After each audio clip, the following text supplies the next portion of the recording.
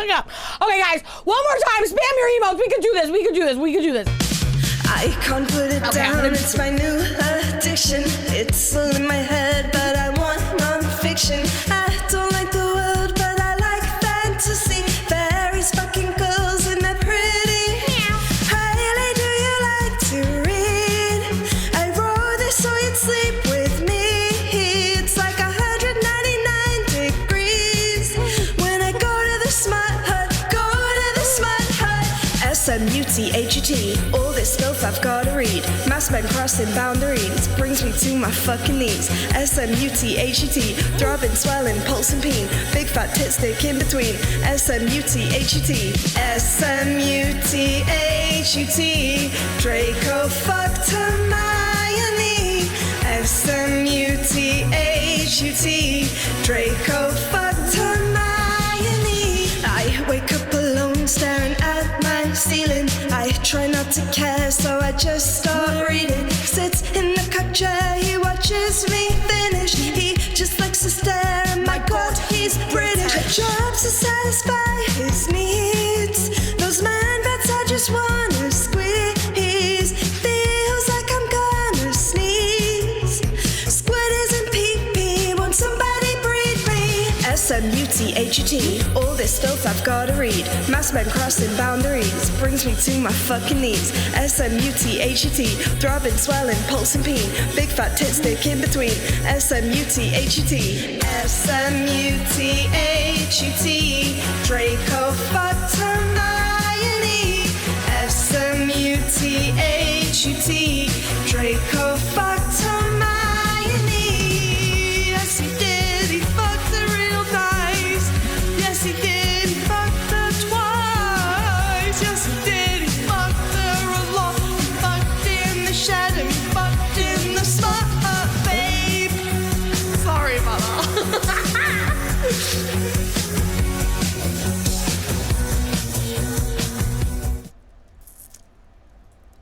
Okay. Welcome to the Smut Hut. If you are watching on YouTube, I'm going to give you a little disclaimer. Poop Coven railed me, so I'm going to do my best. This is our take 2, but we're going to do this now. We're going to do this. So, welcome to the Smut Hut. Before we get started, I'm going to just read a little disclaimer to you guys. Manacled is a fan fiction dark romance surrounding Draco and Hermione from Harry Potter. There are extensive trigger warnings, so I don't want to be smiling when I say them. Okay, hold on. There are extensive trigger warnings, so please be aware.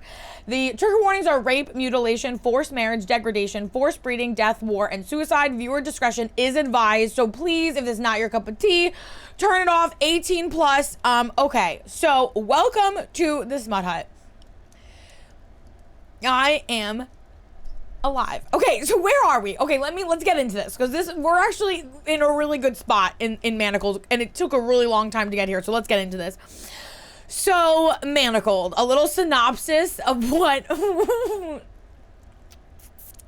little synopsis about what's been going on is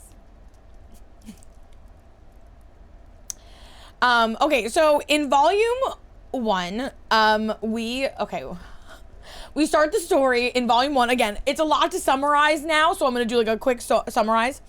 So in volume 1, we start this. Oh my god, it's really bad. I have the giggles. Okay, sorry. We can do this. Okay, so in volume 1, we start the story where Hermione is being held captive underneath Hogwarts in sensory deprivation. The good guys lose, and we don't know, she doesn't remember because she occluded her memories, and when we are introduced to her, she's been under there for 16 months. She's pulled out and put into a breeding program, which is really just like a ruse to distract from that Voldemort's actually dying from Horcruxes still being killed, even though they don't know who's killing the Horcruxes, because all the good guys are dead in volume 1, basically, besides like Hermione and a handful of others. So Hermione's put in like a la Handmaid's Tale into a breeding program where she's assigned to the High Reeve, which we find out is Draco Malfoy. During that time, it fucking sucks. She is repeatedly mentally essentially raped by Voldemort and by Draco to try to find out her memories. She doesn't know what she's even hidden from herself. And then also on top of that, while they're kind of doing it, memories are starting to come back, but like not fully, and she's having glimpses of things, but all of her memories were after the war. That's why they can't figure out, like, what is she hiding? We know that the good guys lost. What's worth hiding? And that's why they're like, she's like a point of interest. They're hoping that Draco will knock her up and will create a magical pregnancy, and that pregnancy will like bust open all the magic in her brain, which is exactly what happens. Once all of that magic from their baby, Draco and Hermione's baby, breaks open in her brain, that brings us to volume 2. Volume 2 is all of her memories flooding back into her brain, which I think is a point of confusion for some people. So that's like what volume 2 is. That's why it's flashbacks. So basically what we're doing, you said breeding program, I sobered up. Yeah, this is hard. We gotta get into this. So now we're into volume 2. In volume 2, a lot has happened. It's the biggest of the 3 volumes. Again, volume 2, during this time, Hermione is the healer, the primary healer for the Order of Phoenix. She is used completely. She's used, she sees the worst parts of war. She sees the worst parts of everything. She sees the worst parts of her friends. She sees the end result of what war looks like. And if anyone in here has medical training or has even seen a war movie, you know that they don't see success. They see only the failures, right? So she's very isolated, she feels super alone, and she feels like she has to emotionally sort of distance herself from her friends. And this is even before Draco enters the picture, right? She already feels isolated, alone, kind of used in a way. And she's the only one that is really asking repeatedly for the Order to consider using not proactive dark magic, but reactive. So if like a Death Eater throws a fucking Avada Kedavra, to at least do something other than a stunner at them, right? Every time she does this, every time she brings it up, it creates like a bigger and bigger wedge between her and especially Harry. Harry believes very deeply that if they turn dark, any of them, not just him, any of them, that they're no better than the Death Eaters. And what pisses Hermione off, and honestly, it kind of sounds like it pisses a lot of the other guys, the good guys off, is that it's fine if Harry doesn't want to do it, right? Like, it's fine if Harry personally does not want to be doing dark magic, but he unilaterally will not allow anyone to do it, which creates so much frustration for her, because there are witches and wizards who are willing to do it, but he won't let them. He thinks it's forbidden. So anyways, evidently Draco approaches the Order and says, I want to be a turncoat. I want to be like Snape. I'll be a double agent for you guys. And he says the only thing he wants, immunity after they win. And he wants Hermione now and after the war. And no one knows why. And so again, Hermione goes, okay, of course, like, I'll do it. I'll do anything to protect my friends. So she says, okay. She then gets paired up with him, and they meet in a little shack in the middle of like nowhere it's a shack called Whitecroft, and they meet there. And during that time, they're like 2 vipers poised. Her goal is to get Draco, who is the most powerful dark wizard other than Voldemort, to heal, essentially, by using, in a weird way, like terrible emotional manipulation, because she only could do it for real. She only could emotionally manipulate him if she does it for real. If she falls for him, basically. And he knows that she's doing this, and he also the whole time thinks she's going to be the reason he gets killed, because he's just waiting for her to turn on him. But even during this time, he can't help it. He starts to fall for her too, and he starts to really worry about her safety. And he trains her. Not only does he train her to defend herself, but he trains her in like dark arts of all varieties, hand-to-hand combat. He gets a whole entire arsenal worth of medical kit for her to have, just in case she ever shows up in Whitecroft injured again. Like, we also find out that the runes that he has in his back, that she used something called the Heart of Isis, that she puts into his heart, that basically absorbs all of the dark arts because dark art is a corroding thing. If you do enough dark magic, it corrodes your soul until it kills you. Period. And so this is true even though Hermione wants to use dark arts. Like she said, remember when the amazing, one of my favorite scenes of all time, when they're going to rescue Ron, and they're losing, and 100 Death Eaters show up, and fucking Draco Malfoy comes, suffocates them. It's one of my favorite action scenes in like any book I've ever read, where he liquefies the earth because they're hurting her. He liquefies the earth, submerges the Death Eaters into the earth, and buries them alive. Remakes the earth hard and buries them alive. Then he starts suffocating all of the good guys, and then she's like, stop it. And then he breaks her arm. He didn't mean to, whatever. But she does cast a really bad curse on a werewolf who was ripping Ron apart, and she could feel a piece of her soul like die. She can feel it. And so finally it all comes to pass. She just can't take it anymore. He can't take it anymore, and they finally give. The levies give, and they just allow themselves to fall into each other. These are two people who are incredibly traumatized, both being used. Draco is being used by Voldemort, and he's being used by the Order of the Phoenix, and Hermione. Hermione is being used aggressively by the Order of Phoenix as a tool and like a weapon, and it's fucked. And they finally just allow each other to fall for each other and to allow themselves to just be, because they've just endured so much trauma, so much pain. It's like, enough already.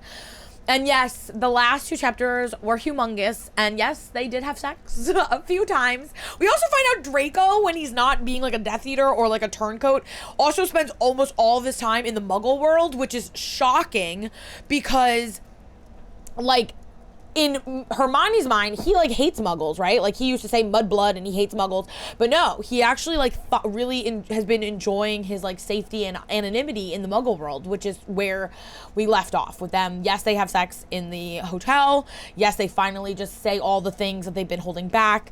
And the only thing is that Draco is like a dragon. She says that a lot. I think it's a great analogy for him, and he is possessive of her. Like, he is starting to really become very possessive, because he also like, no one cares about her, and he's saying that, like, he's like, I'm allowed to take care of you. Someone should take care of you. And I think it's really beautiful, and like, he's that guy, man. He'll do anything. Let everyone die. He lets everyone die for his moral compass. She should have taken him out and saved Ron. She should have taken Draco out.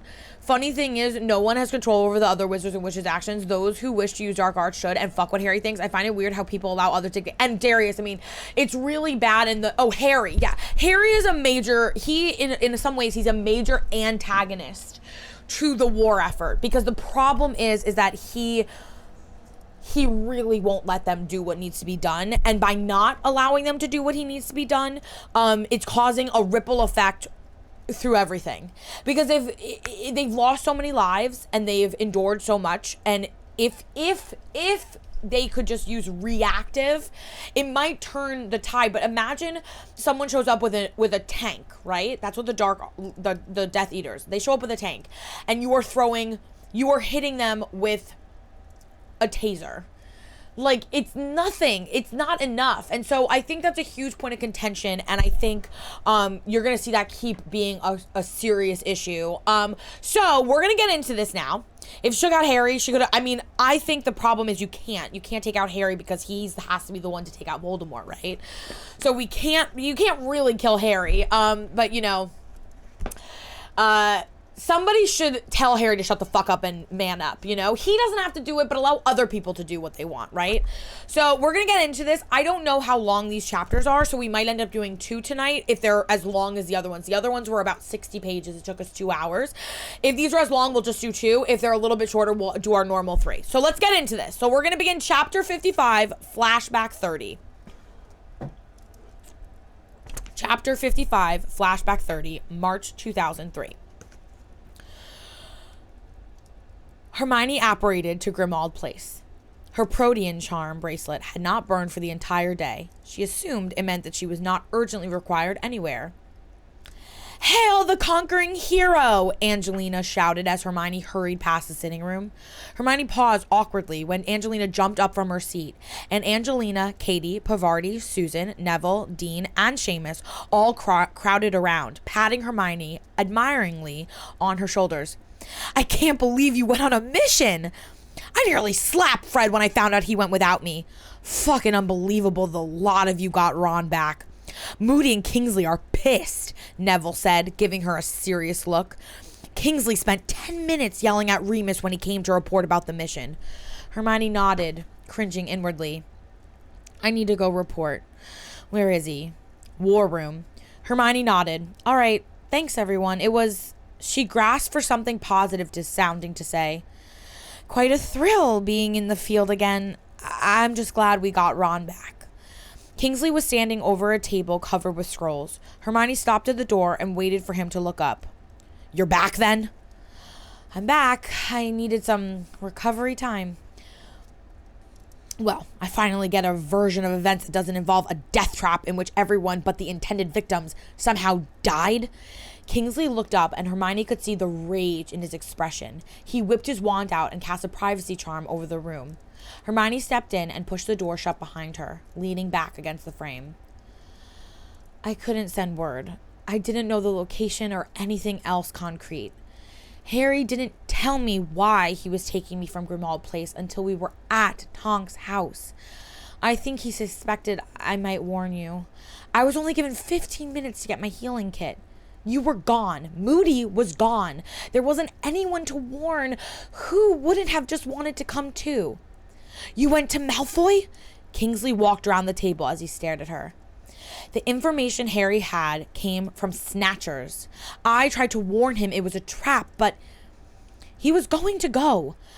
I considered revealing Malfoy, but I didn't think it would even stop them. I thought if I could contact Draco Malfoy, he might be able to offer new information I could take back to Harry and Remus. I thought if there were conflicting reports, it might buy time, but Malfoy didn't come while I was there. I left a note with all the information I had. It was a trap. Hermione gave a short nod. Apparently, they didn't even expect us to fall for it. And then, we were outnumbered. I don't think many of the Death Eaters there were experienced in combat. Draco said it was mostly trainees, but there was a werewolf, and the numbers were absurd. Hermione looked down and gave a low sigh before looking back up. Rabat Lestrange is dead. The trap was his idea. Malfoy showed up, and a few minutes later, after Ron was mauled. Kingsley's expression showed no surprise. How did he kill everyone? He killed at least a third of them dueling, and then he had some kind of vacuum curse contained in an artifact. He came across the field and activated it once he had hold of me. The curse didn't affect the wielder, and the protection was extended to me through contact. He suffocated everyone, revived and obliviated Harry and the others, and then left them outside the wards. He didn't let me stay to check any of them. What happened to you? Kingsley was studying her carefully. His eyes landed on her scarred wrist. Hermione pulled her sleeve down. Nothing that couldn't be healed. I used the Carbonescure curse to kill the werewolf. When I was dealing with the initial backlash in my magic, someone stabbed me. She looked away and pressed her lips together for a moment. Harry hadn't expected it to be a trap, so I wasn't given a partner. I thought he thought Ron would be with me, but, well, Ron is Harry's partner. As soon as the Death Eaters appeared, everyone got into their default pairing, so I was fighting solo. Hurt cut into her tone as she said it. She looked down at her feet, which is probably for the best. Draco never trained me to fight with a partner anyway. There was still blood on her shoes. She drew a deep breath. Draco Malfoy said to tell Moody that his aid is conditional on my survival. I am already aware of that. Kingsley's voice was hard. You will not ever go on another mission. I don't care if someone asks you to go save Harry himself. You will not forage. You will not leave the safe houses unless it's to liaise. Your job, Granger, is to stay alive and keep Malfoy in line. Hermione drew a short breath and felt rebellious rage burn across her chest. She glared at him for several seconds before she forced her occlumency walls into place and swallowed all she wanted to spit back at him. She rolled her jaw and looked away. Tonks is asking questions about my disappearance and training. I told her to speak to Moody. I'll take care of it. Kingsley straightened his robes. Hermione gave a small, resigned nod and gripped the door frame, feeling the grain of wood under her fingers. Ron was badly mauled. He needs to be isolated tonight. We're dealing with a larger situation.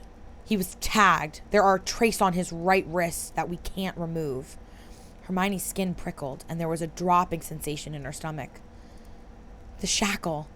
It's the shackle on him, isn't it? I tried to remove it when I was healing him. Is that... Do you think that's what Success has been developing? It seems likely. It explains why they had him there rather than luring Harry to an empty building. It's fortunate we knew there was a chance of it, and Remus had at least had the sense not to bring Ron to Grimmauld Place. Alistair is monitoring the situation. It seems the Death Eaters know the approximate location of the Tonks house because of it. Until we can get the trace off, we'll be compromising our safe houses. If they're somehow using dark beings to break through Fidelis, we're on borrowed time. Hermione swallowed hard. Have you contacted Severus? Who's run analysis on the shackle? I didn't. Yesterday, I should have. It was careless of me. I can go back. Kingsley shook his head sharply. You will not go near that house again. Severus is on shift in the labs. He'll be here in an hour for the order meeting. All right. Do you need anything else? Kingsley looked back down at the table. No. You can give a full report to Alistair later. Hermione turned to leave. She was halfway through the door when Kingsley spoke. Granger? She turned and found Kingsley staring at her. You're all right? She shrugged. I'm all right. I'm glad to hear it. I would never have forgiven Harry if he'd gotten you killed to save Ron. Hermione gave a bitter smile, and her hold on the doorknob tightened. Draco is vital. I know. I'll be more careful. Kingsley's expression flickered. That's not what I mean.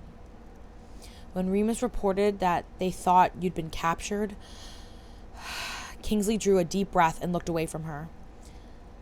I would have mourned your loss more than I would have mourned anyone else in the order.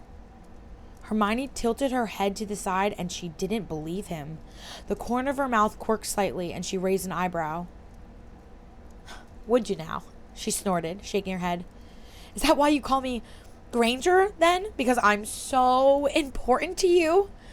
Kingsley gave her a sad smile. I call you Granger to remind myself that I am responsible for more people than simply the ones that I like. He sighed and stared down at the table for a moment before looking back up at her. It would have been a privilege to have been friends with you in another life, Hermione Granger. Hermione studied him for several seconds. Maybe in another life we could have been friends. But I don't think I'll ever forgive you in this one. Kingsley nodded slowly and looked away from her. In case the opportunity never comes to say it later, I am sorry for everything I've asked of you. Hermione was silent for several seconds before she gave a low sigh. If you hadn't asked, I would have offered. She shrugged. You never forced me. I am culpable for my choices. She stepped through the door and headed down the hall. Severus brought a report on the shackle a few hours later. It was a new prototype. It required a dark mark to remove it. There were more complex designs being developed. There was a long silence at the revelation. Well, that's not... It could be worse, Charlie said after a minute. Snape can get it off then. Or one of our prisoners? A few of them are marked, right? I can remove Ron Weasley's when I do. Sussex will know, and the next shackle they release may require a more elaborate mechanism. Severus sneered contemptuously at Charlie. Got a better idea? Charlie jutted his chin up and glared at Severus. We'll remove the trace on Ron, Kingsley said, resting his fingers on the edge and tapping thoughtfully. However, until we have better information on the shackles, there will be no further rescues. We can't afford to lose more safe houses. Well, shouldn't Snape know? Since he works there, I thought that was the whole reason we kept him. I do not run the entire lab. Severus's tone was vicious. I operate within the Potion and Curses division. I'm not the one running experiments on dark creatures or developing traced shackles. There are limitations to how much information I can provide without warning. His dark eyes rested briefly on Hermione. I may have better intelligence next week. We'll take a team to the Tonks cottage and get the shackle off Ron. Kingsley rolled up the scroll of information Severus had brought and handed it to Hermione and Fleur to look over. According to Alistair, the Death Eaters only have a vague idea of where the cottage is at this point. We'll take a group of 20 and split into smaller teams. Fred and Charlie will escort Severus and I through the Fidelis to remove the trace. Everyone will act as decoys. We'll likely have to fight our way out. We'll go polyjuiced. That will cause confusion over who we target. Or over who to target. I'll send word to Potter and Moody to expect us. Granger, get the polyjuice doses ready. I'll need identities and a time limit, Hermione said as she stood up. 2-hour dose. Kingsley paused and thought for a moment before adding, use Harry's hair. They'll expect him there. They won't expect there to be 24 of him. The confusion will buy us time. We'll have to isolate both Remus and Ron once they get back to Grimmauld Place. Fleur, get 2 rooms warded in the basement. Hermione gave a short nod and headed to her potion cabinet, leaving the rest of the order to strategize and debate the remaining logistics for the mission. Hermione readied the potions and watched a room full of people transform into her best friend before disillusioning themselves and departing Grimmauld Place. The waiting was the worst. Hermione stood in the foyer and watched the hands on the clock journey slowly across its face. She hated waiting. Kingsley and Moody, Harry, Ron, Severus, and most of the Weasleys and the Order. They were all at the Tonks cottage. Hermione was left behind. Maybe Draco was there, trapped between maintaining his cover and preserving the Order. Anything could happen. Growing up, she never would have thought she'd be the kind of person who'd ever agree to be left behind when others were fighting. Gryffindor. She thought bravery would always place her at the front lines, but pragmatism had stolen away any lustre of heroism from her. She pressed her hand against the window and stared out at the dimming street. The full moon would be out in a half an hour. The clock continued to measure out the relentless passage of time. She braced herself with occlumency. She gathered up all her recent memories, sorted them neatly, and then pushed them away until her mind was clear. The Death Eaters waiting at the Tonks cottage were not trainees. Fred stumbled through the door with his hand pressed to the side of his head. His ear had been sliced off by a curse. Moody returned with an arm and shoulder so badly maimed that Hermione initially feared he'd lose it. Remus was in the process of transforming when Tonks burst through the door and dragged him straight down to the basement. 2 Harrys came through the door a few minutes later. One was groaning and leaning heavily on the door. Come on, Ron, we're here. Someone get him a pain potion, the real Harry said, half falling as he dragged the Harry who was Ron further into the foyer. Hermione dropped next to them and whipped out her wand. Ron was burning up and only half lucid. The combination of latent lycanthropy and the full moon had him writhing in agony. Fucking hell! Ron was sobbing as he arched backward until it looked like his spine would snap. Make it stop! Make it stop! He buried his nails into his shoulder, clawing at himself. Harry struggled to pin Ron's arm down and prevent him from maiming himself. Ron's arms, legs, and body kept rippling and snapping as the polyjuice wore off. Even once his features reemerged, the popping and rippling of the body did not ease. The bones in his shoulders and arms kept breaking and stretching and then snapping back into place. His fingers were curled into claws, and he dragged them through the hardwood floor, screaming, tearing his nails off, snarling in agony as his body fought against the partial transformation. Hermione and Harry both shot stunners at his head. Ron barely flinched. He whirled and swiped at Hermione's throat, but she cast a shield a moment before he struck.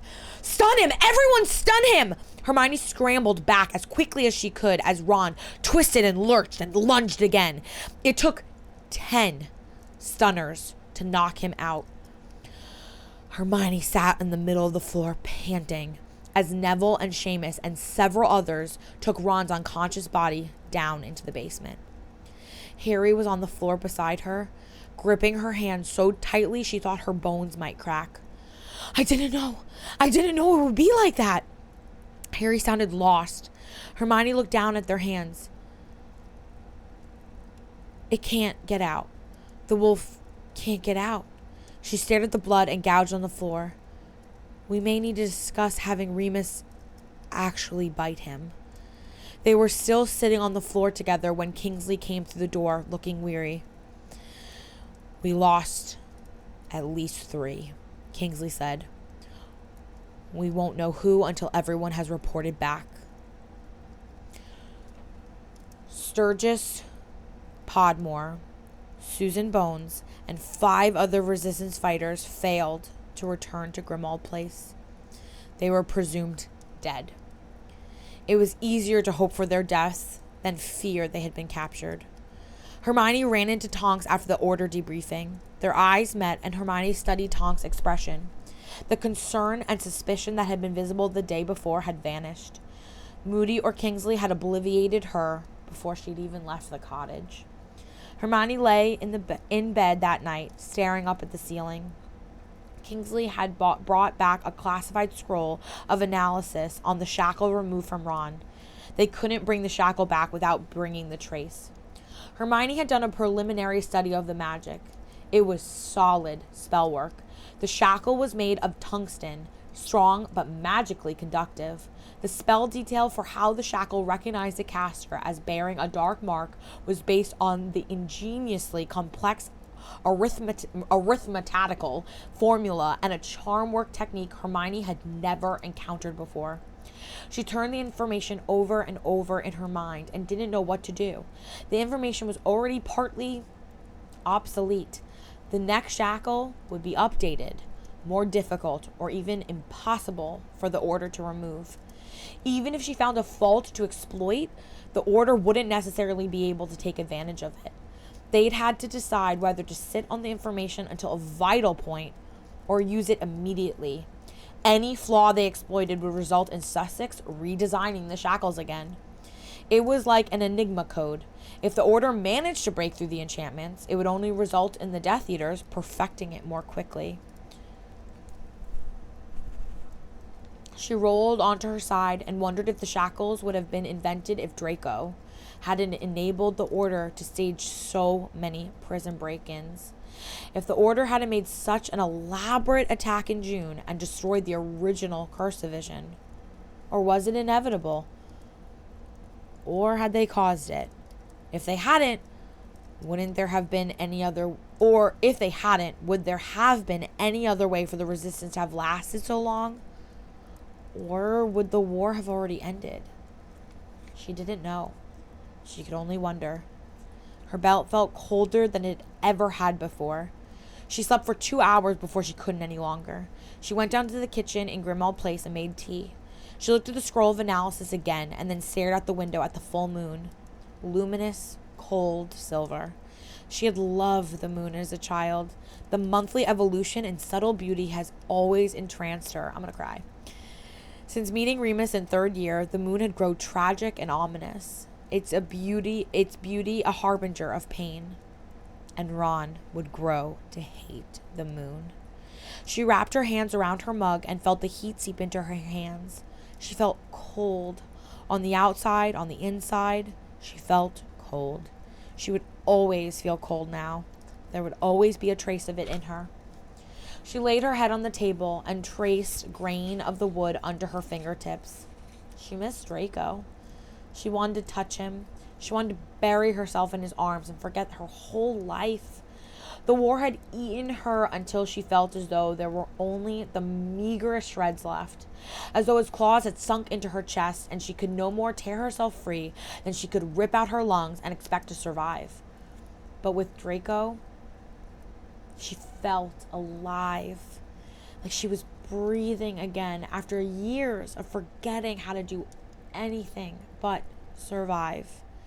She held the mug tighter until the heat began to fade. She didn't even know how to contact him, not unless it was on behalf of the order. She'd given him her word that she wouldn't summon him otherwise. But she spun the ring around her finger. She wondered if he'd been at the Tonks cottage, if he'd been injured or injured anyone. She started slightly and made a mental note. He'd used his angelistic potion on her wrist. Even if he could replace everything else, it was unlikely that Severus had shared that potion with the Dark Eater army. She'd have to take him a replacement vial when she saw him again. She also needed more fluxweed. She began cataloging places she'd be able to find it growing, and then she paused, her heart sinking. No more foraging. Hermione bit her lip and looked down at her hands. Foraging had been hers. It had been terrifying and dangerous, but it had been hers. A chance to escape Grimmauld Place for just a few hours, to feel the wind on her face and the cold of the early morning dew on her hands, to notice the seasons slowly emerging. She looked wistfully out the window of Grimmauld Place. She felt like a bird whose wings had been slowly clipped shorter and shorter until they were nearly shorn away. She sighed and turned away from the window. She stared at the scroll again, marking notes about potential resources to look up. The next Tuesday, she went to the shack without foraging beforehand for the first time, and she felt nervous as she stared at the door. She wasn't sure. It was always impossible to predict what Draco would do next. Her jaw trembled and her fingers wavered a breath away from the doorknob. She withdrew her hand, curling it into a fist and forcing herself to take a deep breath. This was her job, she reminded herself. It didn't matter what happened from one week to the next. It never mattered. It was still her job. She swallowed and pressed her lips tightly together as she reached out and opened the door, and Draco appeared as she stepped inside. He apparated in, nearly on top of her, grabbed her firmly, and backed her into the wall as his lips crashed into hers. She could feel his hunger, in his hands as he dragged them along her body, in his breath as he drew a ragged gasp against her mouth. Hermione's eyes widened with surprise as she was crushed against him. Her fingers caught in his robes. Her eyes fluttered closed, and she kissed him back. His hands came up and captured her jaw, just below her ear. His fingers curled around to the base of her neck, arching her head back as he kissed her more deeply. And she clung to him, and he pulled her closer, wrapping his arms around her waist. And the whole world dropped away. Hermione kissed him ravenously. She wanted to pour herself into him. He pulled her up, and she wrapped her legs around his hips. Her fingers tangled in his hair, and she felt his teeth against her lips and tongue. It was like falling. He had her pinned against the wall, and she hardly knew where she ended and he began. Her lungs were catching fire, but she wouldn't tear her mouth from his.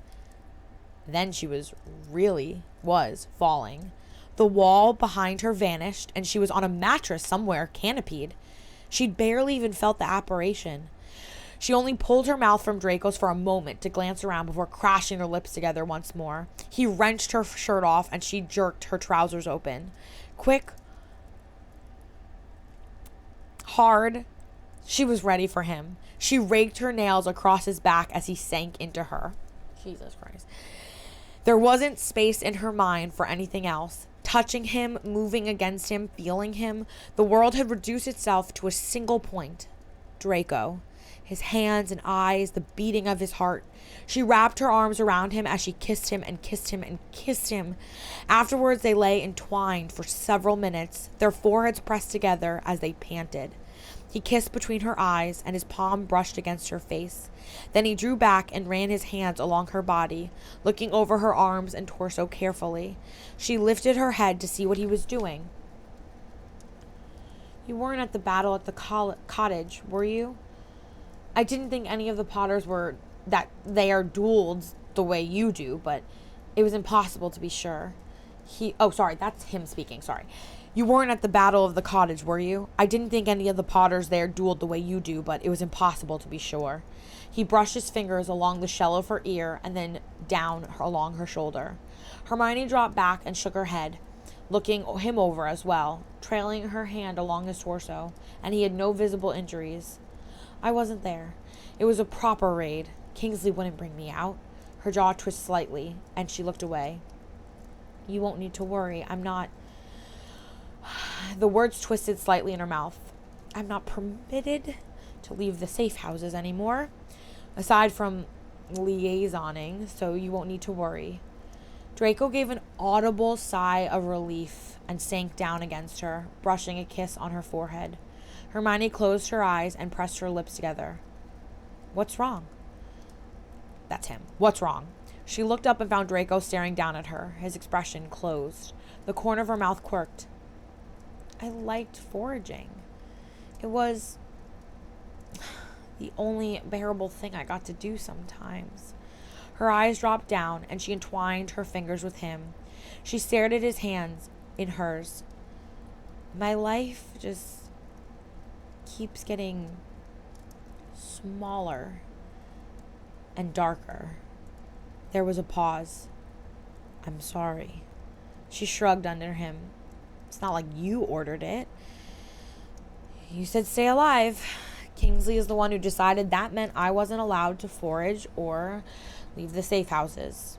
I understand. He's responsible for an entire war effort. I'm not going to ask him to structure it around my personal feelings. She paused. I'm still coming to terms with it. I didn't realize it was important to you. She closed her mouth for a moment, hesitating. Some days, it was the closest thing to freedom I still had. She felt his whole body freeze. Just until the end of the war, he said in a tone that was half plea and half vow. Hermione snorted. Just till then? When will that be? She gave him a bitter smile. What end of the war do you think will somehow go well for either of us? If the Order somehow wins, I'm sure the International Confederation will suddenly be eager to be involved. They'll preside over all the trials. I already told you. A lot of my activity has been largely unsanctioned, and the Order is supposed to be democratic. When it all comes out, she looked away. It will not paint a pretty picture. She raised her eyebrows and gave a small sigh. If I'm lucky, they'll just take my wand away for a few years. There are certain things... Her chest tightened as she thought about the small room with within the cave at the beach. The blood, flayed hands and feet. Over the course of a year, Gabrielle had gotten crueler and more creative. Injuries were rarely even reversible now, and Kingsley did not rein her in because the Order needed information. Hermione's name sat beside Kingsley in every prisoner file, her handwriting neatly cataloging in precise clinical terms the injuries she'd healed, the exact condition of each prisoner when she placed them in stasis. I was there. I knew. I was complicit. She swallowed. I'm not as good a person as you think. I could very well end up in Azkaban. Draco was silent for a moment as he stared at her. His fingers twitched and tightened around her. Run. Say the word and I'll get you out. You don't have to stay here. A craven part of herself rose up and unfurled at his words. Out? Free? Far away from the war? She didn't know how much she wanted it until she heard it offered by someone who meant it. The idea of living without the war, she wanted to. You know I won't, she said, looking up into his eyes. His expression was bitter, and his eyes flickered, showing tired resignation. He nodded. The offer stands. Give the word, and I will get you out. She studied him. What about you? He gave a bitter laugh. If I could run, I would have vanished while my mother was alive. Hermione nodded slowly. He would never be there if he had any choice. Of course. Would you go now? If you could? He stared at her. His eyes were molten silver and unwavering. With you? I would. Then we'll go together. After the war. She pressed his hand against her sternum and felt her heart beat against it. When the war is over, we'll both run somewhere no one knows us. We'll disappear. When it's over. His eyes flickered for a moment before he met her gaze and smiled faintly. Of course, Granger. He was lying. They both were. It was a fairy tale to think that they could run together, that things would end neatly enough for that.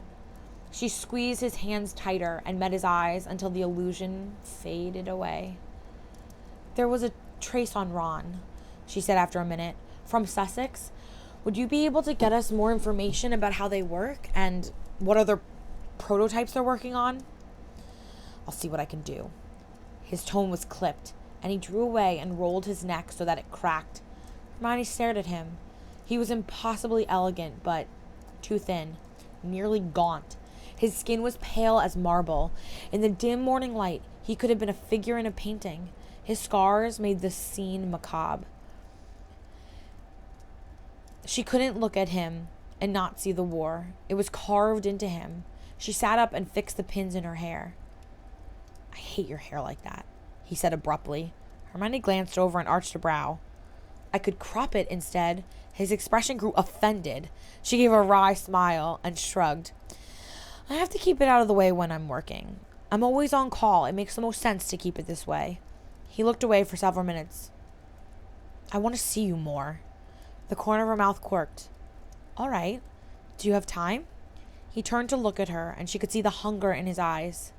Possessive, ravenous. He would drag her from the war and hide her with the instant she let him. She could see the conflict in his eyes.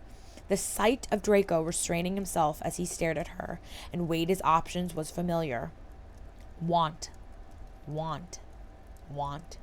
She felt it like her own heartbeat. If he couldn't hide her, he would hoard her to himself as much as he was able. She'd fallen for a dragon. I've always been on call for you too. I have a 6-hour shift in the hospital ward every afternoon, but the rest of my work is flexible. You can call me and I'll come as soon as I can. I'll call you then, when I can. If the ring activates once, it's not order related. Draco pulled his cloak off the floor and pulled out a scroll. Any new orders this week? He asked as he offered it to her. His mouth twisted derisively as he asked the question, aside from the information on the trace. She shook her head. It's the main priority.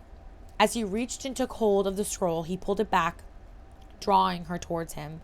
He closed a hand around her wrist. She felt the parchment slip from her fingers as his other hand slid up her throat, and he kissed her. He kissed her, and she kissed him.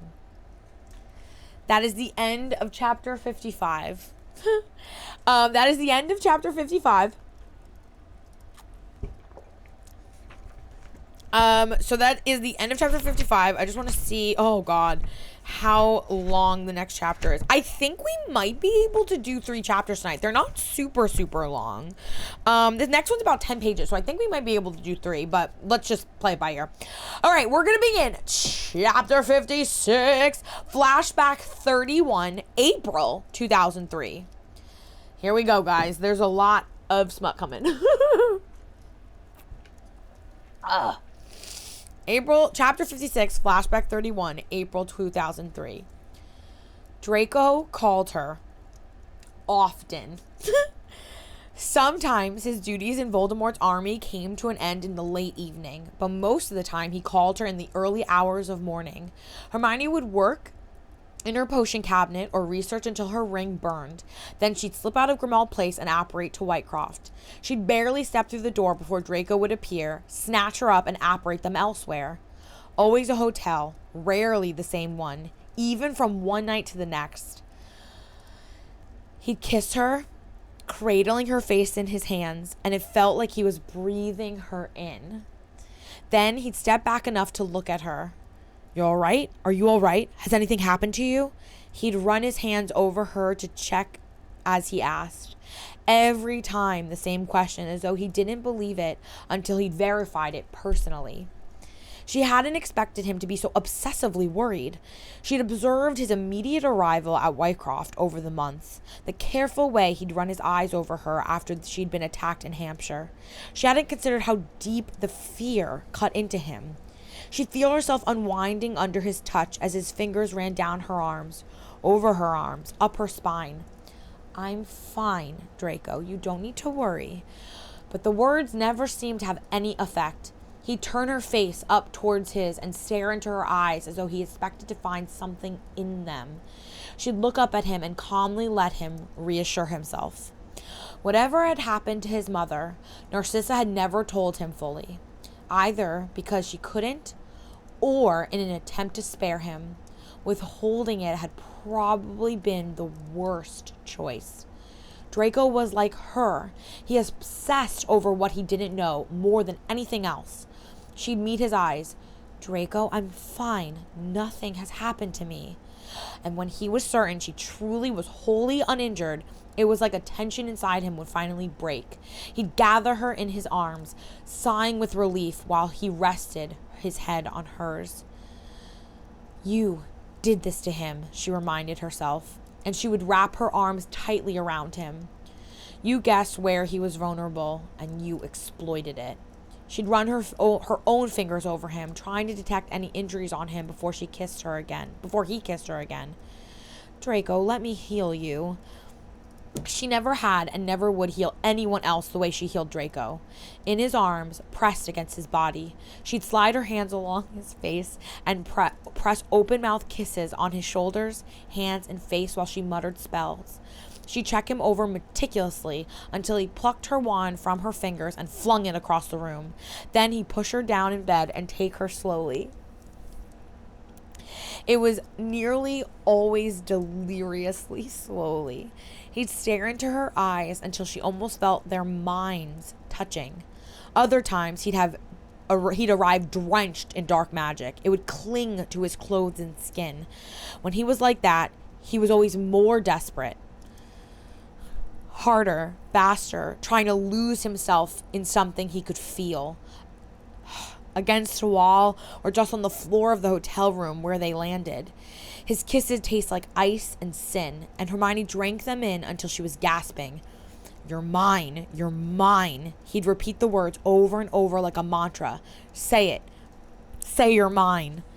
I'm yours, Draco, she'd promise against his lips or staring into his eyes. Guys, first of all, thank you for the follows, Young Epic and Niall. Oh my god. I think I'm allowed to show this. Oh boy. Oh Jesus. Oh my god. Thank you for the follows. Here's some picture smut for you. I'd rather read about the dark stuff than honestly read about the smut for you guys. It's a good picture though. Damn. It's art. It is art. Okay. Here we go, guys. We're gonna keep going. Everyone, keep it in your pants. He'd entwine his fingers with hers and press their foreheads together, and sometimes his whole body would shake. She'd wrap her arms around him and press kisses into his hair. I promise, Draco, I'm always going to be yours. There was a possessive terror in his eyes when he stared at her, in the way he touched her, as though he always expected it to be the last time he ever saw her. On the days he didn't summon her, she'd walk through Grimmauld Place feeling as though she couldn't breathe until she felt her ring burn.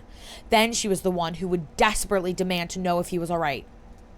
Don't die, Draco. It was always the last thing she said to him.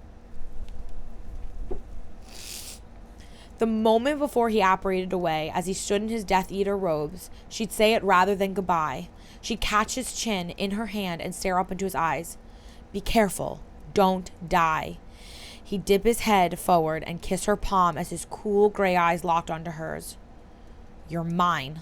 I'll always come for you. And he always did.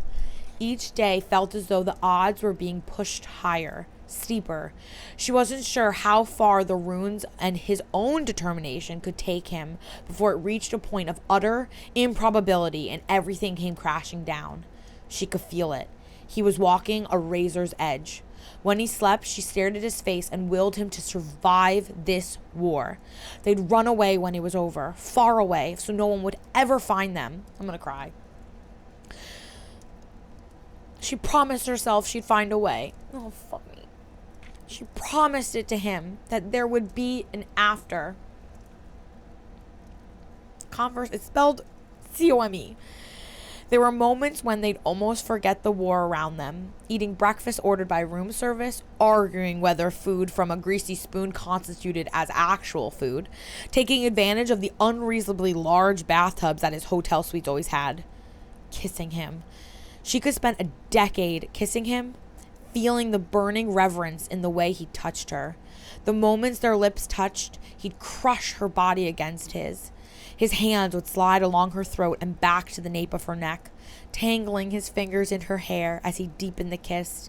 He'd cradle her cheek in the palm of his hand and then slip down along her body. Then, when she was gasping for breath, he'd pull his mouth away and start kissing along her throat, sucking on her pulse point while he pulled at her clothes. She'd barely notice her clothes sliding off and falling to the floor as he stripped her and explored her bared skin. As she unbuttoned his shirt and slid her hands along his body, he'd twist the clasp of her bra and then jerk it off before his hands would dart up to palm her breasts and tease her until she was whimpering. His mouth would glide along the juncture of her neck and shoulder as he pressed and nipped his way along her skin. Perfect. Beautiful. Mine. Mine. He'd breathe the words against her body as he bared herself to him. As he pushed into her, when he gripped her against himself, as she came apart in his arms or under his mouth, when he entwined their fingers and she felt his hold tighten as he came. I'm going to take care of you. I swear, Hermione, I'm always going to take care of you. He'd mutter the words against her skin or into her hair in such a low voice she could barely even hear them. I'm going to cry. Oh, God. One night at the beginning of May, when she was wrapped in his arms and half asleep, she heard him repeating it as though it were a promise he were making to himself again and again, as though he couldn't make himself stop saying it. She lifted her head and held his face between her hands so that she could look into his eyes. Draco, I am all right. Nothing is going to happen to me. He just stared at her with the same bitterly resigned expression he'd worn while training her. He was bracing himself, waiting for what he regarded was inevitable. The war was twisting around them like a nest of thorns they couldn't escape from. He subsided and rested his head against her chest, wrapping his arms around her while she tangled her fingers in his hair.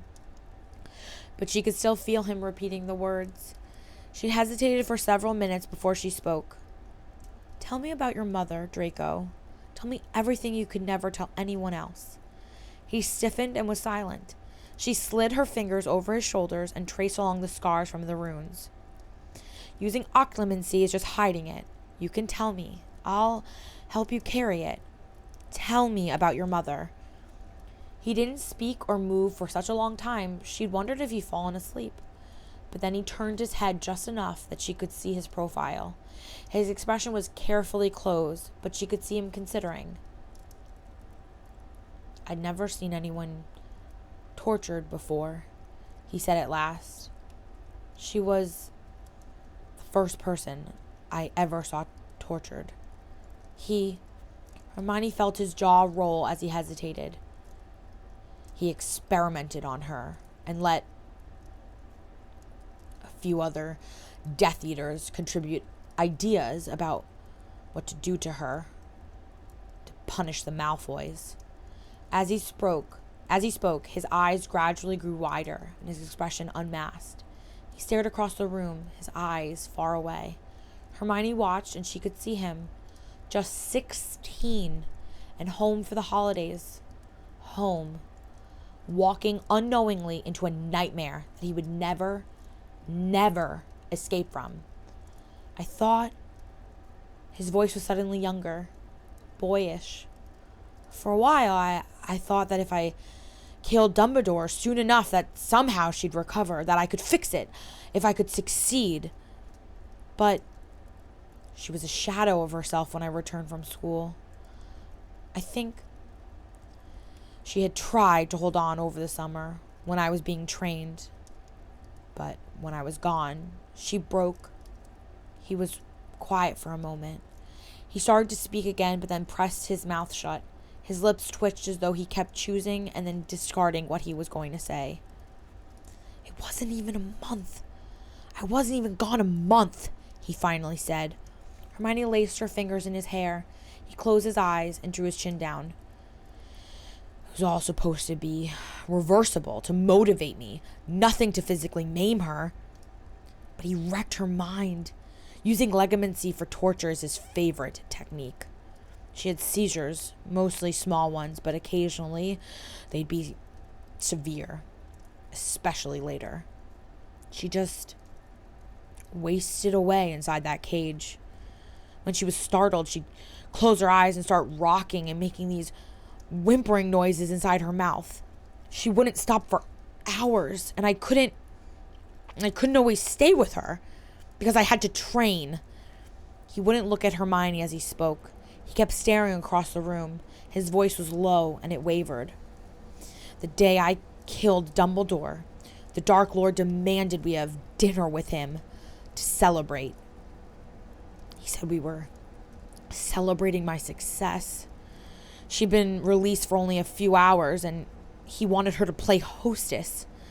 Her tremors were so severe she could barely hold the silverware. Her fork kept rattling against the plate, and then she'd drop it in panic when she tried to pick it up. Apparently, the noise was distracting.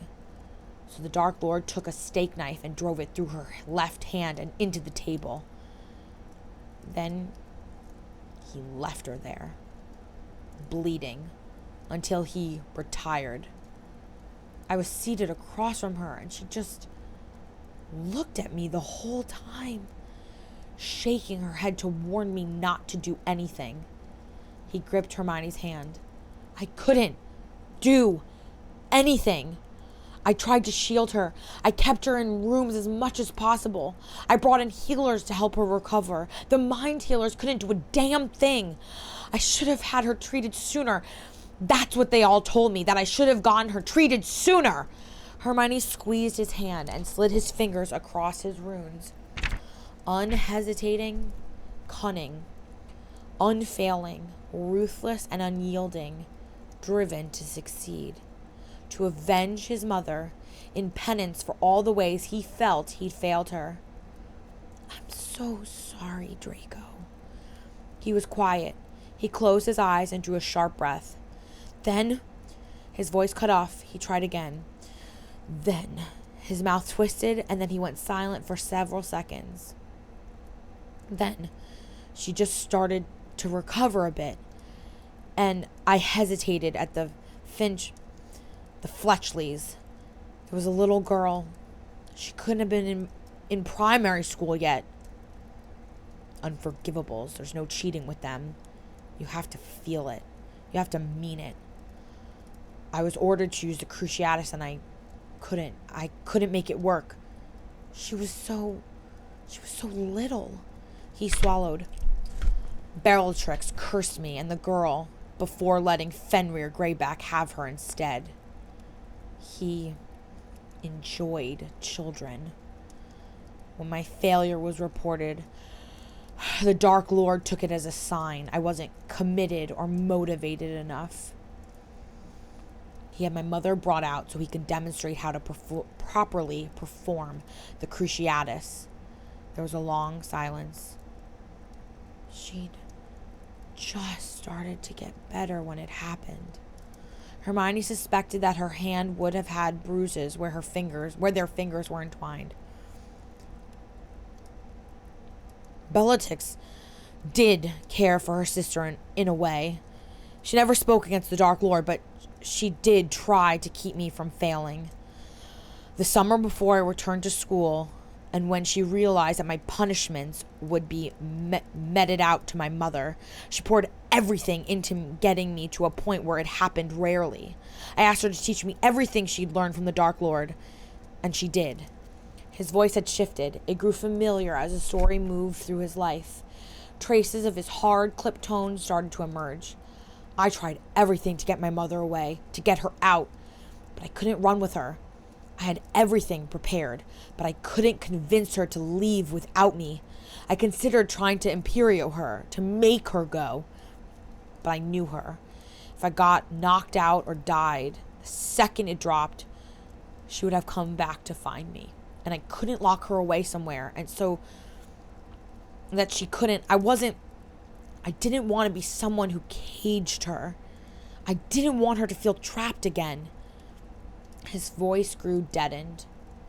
When she died, I arrived to find Lestrange Manor in ruins. I didn't know what had happened until I was summoned.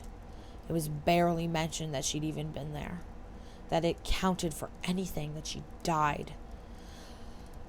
Dumbledore's wand had split in half, something to do with Bellatrix somehow.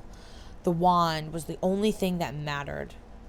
He killed every Death Eater who survived to report back. I was standing there, surrounded by bodies, trying not to start screaming. He felt silent and didn't say anything else for a long time. Hermione shifted out from under him and sat up. There was a dull, tearing sensation in her chest as she stared down at him. His eyes were guarded as he looked back at her. She touched him lightly on the cheek. Draco, I am not your mother. He flinched and started to open his mouth, but she continued without letting him interrupt. Moody and Kingsley are not going to hurt me if you fail an assignment. They are not going to torture or endanger me to punish you. I am not a hostage. I'm in this war because I choose to be. I am not fragile, and I am not going to break. Please. She brushed her thumb over the arch of his cheekbone. Believe that about me. Let me get you out. Please, Hermione. I swear to God, it won't affect my aid to the Order. Just let me get you out. She shook her head. I can't leave. I am loyal to the Order. I'm not going to run while everyone else is fighting. We fight this war together. Let me help you. You don't have to do everything alone. His eyes flickered, and she saw the despair and resignation in them. It tore at something in her. Draco, you can't ask me to run away from the war. His lip curled, and he sneered. Why not? Have you not already done enough for them? They sold you. What if I'd... His voice cut off. He looked away from her. The same offer from someone who'd meant it. You would have still. And if I hadn't trained you, Potter would have still left you on your own in that field. She traced her thumb across his skin. There was the barest, faintest line of a scar there from where she'd hexed him. I agreed to it, Draco. All of it. No one made me. We don't get to choose when we've done enough and then leave others behind to bear the consequences. That isn't how a war like this works. He clenched his jaw and stared up at her bitterly. He didn't care. He didn't care whether anyone survived the war, but her. They could all die, and he wouldn't care. He made an unbreakable vow. Even if he could get his dark mark off, he couldn't run, not as long as the war continued. He trapped himself in the heart of it. Hermione gave a sad sigh and dropped her head, burying her face in his shoulder. He wrapped his arms tightly around her. She was almost asleep when she heard the faint whisper of his voice begin once again. I'm going to take care of you. I swear, I'm always going to take care of you. The rescues ground to a halt Kingsley put them on hold until more was known about the traces from Sussex. Early prototypes of the shackles were being rolled out to all the prisoners. The resistance was almost entirely driven underground and into the Muggle world. There were so many dark beings and snatchers, it was difficult to move. Kingsley began leaning even more heavily in his reconnaissance team and utilizing Draco within Voldemort's army. Misinformation, sabotage, as though the Death Eater army were a machine to be deconstructed. The envelopes were orders kept growing thicker every time Hermione delivered them. Draco rarely mentioned what he did, but she could tell he was on the verge of breaking from the pressure. He grew steadily more and more desperate each time he saw her. It burned in her to watch him eroding under everything he was expected to maintain and produce for both sides. Almost all pressure on Hermione from the order vanished. She was a collar around Draco's throat. Kingsley and Moody had nothing more urgent to ask than that she maintain it. She was simply left to live with it. She felt like a caged animal inside Grimmauld Place. She traveled from safe house to safe house just for a change of scenery. When she wasn't healing or caring for Ginny, she poured her energy into research and experimental magic. She went further into researching dark magic than she had ever had in the past. Maybe the Order wouldn't use it, but Draco might. She tried to find a way around the shackles. Draco regularly brought updated scrolls of analysis for her, and she pored over them, trying to find a flaw, something to exploit. They were ingenious. They were a work of art. They horrified Hermione with their rapid evolution. In addition to irremovable traces, Sussex began experimenting with shackles intended to suppress magic. Tungsten inlaid with iron, tungsten plated with copper or aluminum, shackles with wand core materials. She'd barely sleep unless she was with Draco. The rest of the time, she'd just lie in cold terror at the thought of what would happen to anyone captured. The Order might not ever be able to save any of them. Death Eaters were already being given the shackles to carry in order to more easily apprehend members of the Resistance. Once closed, a shackle couldn't be reopened without two bearers of the Dark Mark performing an incantation variant of the Morse Mord. Dean Thomas appeared at Grimmauld Place a day after capture. His wand hand had been severed. He'd stolen a knife and sawn his hand off at the wrist in order to escape. A week later, Severus brought word that the shackles were being moved out of Sussex in order to expand production. They would now come in sets of 2. Draco brought Hermione a set of the prototypes one evening and watched her analyze it. They looked almost like bracelets. Hermione built an elaborate web of analytic magic around it, dissecting all the components, the alchemy, charms, the arithmancy, the runes set into the iron core. She spent hours trying to find a flaw until she fell asleep in the middle of it and woke to find Draco carrying her to bed. I can't. Oh, there isn't a way around them. Her brain felt clouded by exhaustion. She was almost shaking with frustration. There has to be something. Using Imperio won't work. It shows up in the spell signature and cancels the incantation. I thought just cut through them, but the core is charmed to explode. I'm just not... Maybe I have come at it from a different angle. My alchemy is all self-taught. Maybe I just haven't researched enough. She started to pull away from him and tried to go back toward the stacks of books she'd brought. Draco stopped her. He slid one arm around her waist and wrapped the other around her shoulders. You can't save everyone, Granger. She stilled and stared despairingly across the room. I don't know how we're going to win this war, she finally said.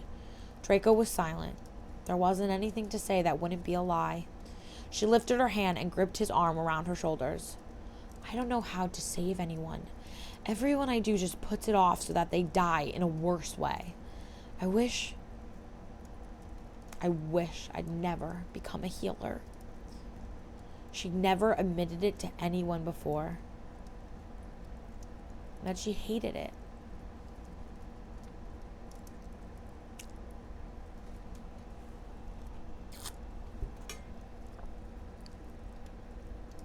that hits me in my heart. She told him about the Horcruxes. She wasn't supposed to. She hadn't been cleared to, but she told him anyway. Everything she knew about their creation and destruction, and all the Order's ideas about what they could be, about the Founder's lost items. We think there might be one in Hogwarts, she said when she showed him all her research. But I don't know how many he could have. There couldn't be more than 5, could be there? Splitting his soul like that, it's poison in the body. It will eat him from the inside out. His current form is the best restoration he could manage with a regeneration potion. It should have returned him to his physical prime, but his soul is so deteriorated, making a sort of body was the most it could do. So there has to be a limit to the Horcruxes. I don't think he can keep making them. If we can destroy all the Horcruxes, he'll become unstable enough that even if no one kills him, eventually he'll just cease to exist. But we don't know where they could be. There's so little information about his past. He gave one to my father during the war. When the Chamber of Secrets was opened during our 2nd year, it was caused by the soul fragment possessing Ginny Weasley. Your father put the Horcrux in one of her books, and in an attempt to discredit... When the Chamber of Secrets was opened during our 2nd year, it was caused by the soul fragment possessing Ginny Weasley. Your father put the Horcrux in with her books in an attempt to discredit Arthur Weasley. If they were made during the First War, he entrusted one to his followers. I'll look into it. You should have told me sooner. I shouldn't even be telling you now. She rested her hand over his heart. I wasn't trying to add something else. I don't have anyone to talk to. It helps me to think if I can talk out loud. He snorted. If it ends this, it's worth it. What is the Order doing? Everything Moody and Shacklebolt assign me is just buying time. His voice was vibrating with fury. Draco? He didn't say anything else, but his rage was palpable. He didn't trust Kingsley or Moody or the Order. He was terrified if he died, they might sell her again to try to survive. And she couldn't promise him that she wouldn't. She would do anything to win the war. He knew that. She suspected that fear drove him more than anything else. He wrapped his arms around her, and she could feel it in his hands, in the way he touched her. She rested her head on his chest and listened to his heart.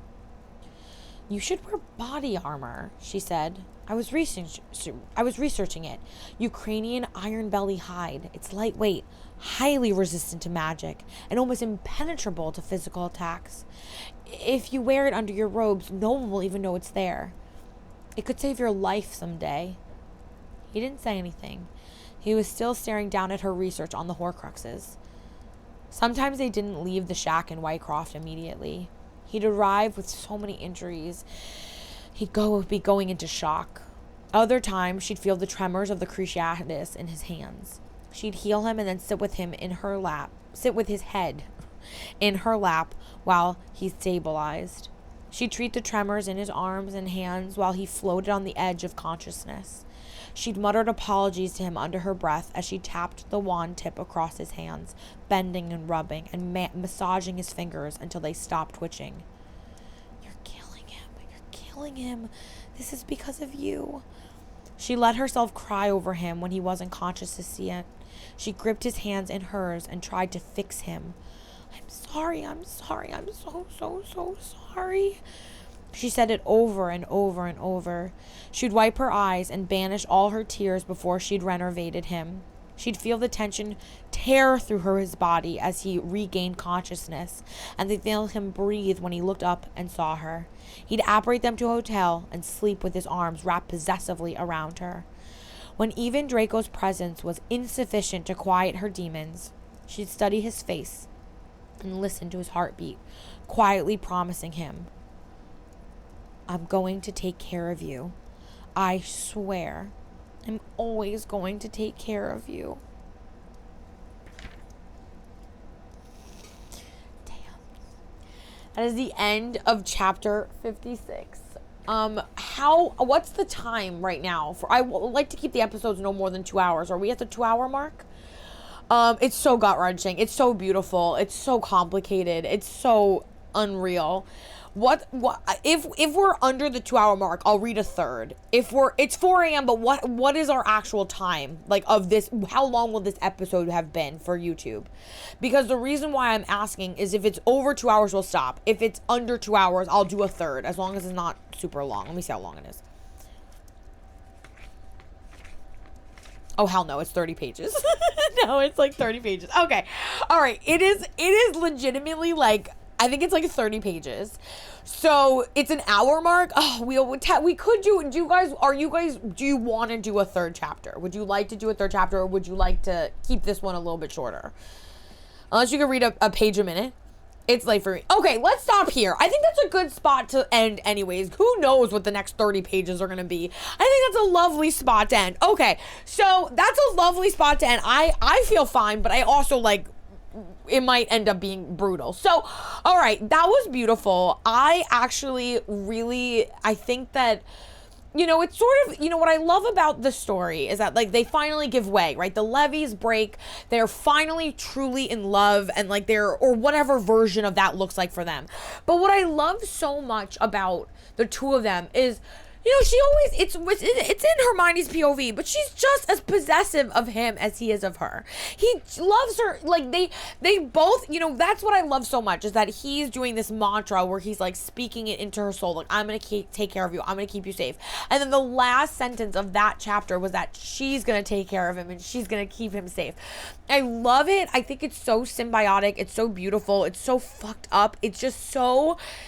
It really is something. It's such a special story. I am really excited for us. I think our next episode of the Good Girls Club is going to be a direct to YouTube. So next week we have our charity event. So the next episode will be a direct to YouTube, and then the following live reading will be on the 27th. So if you're not in YouTube and you want to make sure you stay up to date with all the past episodes, please join our YouTube, watch the Good Girls Club, because the next episode is going to be, I will do 3 chapters and it will be directly to YouTube. So don't miss it. I love you guys. Those chapters were, like, actually some of the least painful, I swear. I mean, it's painful for me to read sex to you guys, but it's so much less painful than when Hermione's getting, you know, like, decimated emotionally. If Karma looks at the memes before she watches VOD, she's going to be, oh god, never. All right, thank you everyone for watching this episode of the Good Girls Club. Again, all previous episodes are on YouTube under the Good Girls Club playlist if you would like to catch up. Next episode is a direct reading to YouTube, and then we'll be back to a live reading in here on the 27th. So, Passionable with it, absolutely. And thank you so much. Is it Nellian? Thank you so much. It's passion like that is both awesome and validating, but this story is very deep and complicated. If you're into it, I highly encourage you to go back and listen to the past episodes. It's an incredible story. It's one of the best books I've ever read, and I read a book a week. All right, I will see you on the other side. Enjoy the song for the 3rd time. I love your guts. Thank you for listening to this episode of the Good Girls Club. Ayo. I can't put it down, it's my new addiction. It's all in my head, but I want non-fiction. I don't like the world, but I like fantasy. Fairies, fucking girls, and they're pretty. Highly, do you like to read? I wrote this so you'd sleep with me. It's like 199 degrees. When I go to the smart hut, SMUTHUT, all this filth I've gotta read. Mass men crossing boundaries brings me to my fucking knees. SMUTHUT, throbbing, swelling, pulsing, peen. Big fat tits stick in between. SMUTHUT, SMUTHUT, Draco fucked Hermione. SMUTHUT, Draco fucked Hermione. I wake up alone staring at my ceiling. I try not to care, so I just start reading. Sits in the cup chair, he watches me finish. He just likes to stare, and my god, he's British. Her job's to satisfy his needs. Those man bets I just wanna squeeze. Feels like I'm gonna sneeze. Squid isn't pee-pee, won't somebody breed me? SMUTHUT. All this filth I've gotta read. Mass men crossing boundaries brings me to my fucking knees. SMUTHUT. Throbbing, swelling, pulsing pain. Big fat tits stick in between. SMUTHUT. SMUTHUT. Draco fucked Hermione. SMUTHUT. Draco fucked Hermione. Yes, he did. He fucked her real nice. Yes, he did. He fucked her twice. Yes, he did. He fucked her a lot. He fucked in the shadow. He